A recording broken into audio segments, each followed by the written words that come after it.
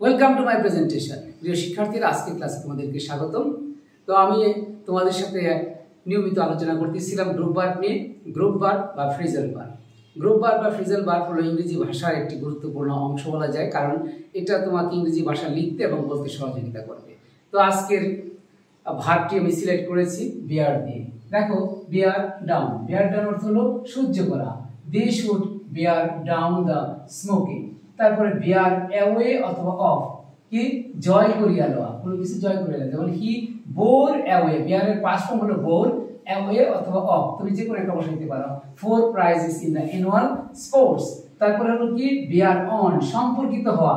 his remark does not bear on this subject। bear out, সমর্থন করা। his evidence does not bear out। অর্থাৎ দেখো যে preposition বসার ফলে কি হচ্ছে, অর্থ চেঞ্জ হয়ে যাচ্ছে, এবং এই বিষয়গুলো কিন্তু কি আমাদের দৈনন্দিন যে বিভিন্ন কাজের ক্ষেত্রে কিন্তু কি আমাদের ব্যবহার করতে হয়। যদি আমরা না জানি, if we don't know, I will not able to use in my English sentence in my daily life। তারপরে bear out, সমর্থন করা। his evidence does not bear out the change। bear up, মনের জোর বজায় রাখা। খেয়াল করো, মনের জোর বজায় রাখা। his patience, এখানে পেশেন্স শব্দটা হলো ধৈর্য।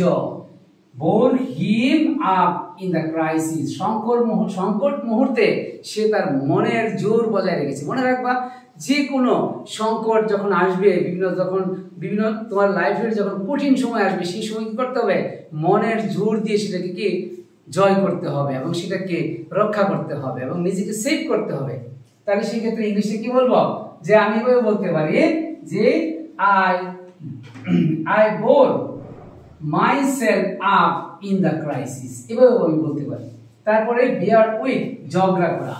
I cannot bear with such insult।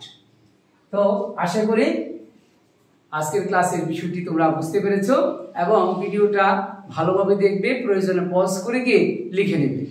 পাশাপাশি আমার YouTube channel learn with Mazaharul, আমার ফেসবুক পেজও লার্ন উইথ মাজাহারুল, এটাতে কি করবে, ইউটিউবে সাবস্ক্রাইব করবে এবং কি ফেসবুক পেজে একটি লাইক দিয়ে রাখবে। নতুন নতুন ক্লাস তোমরা পাবে এবং তোমাদেরকে বিভিন্নভাবে ইংরেজিতে ইংরেজিতে দক্ষতা বাড়ানোর জন্য সহযোগিতামূলক আমি ভিডিও উপহার দেব।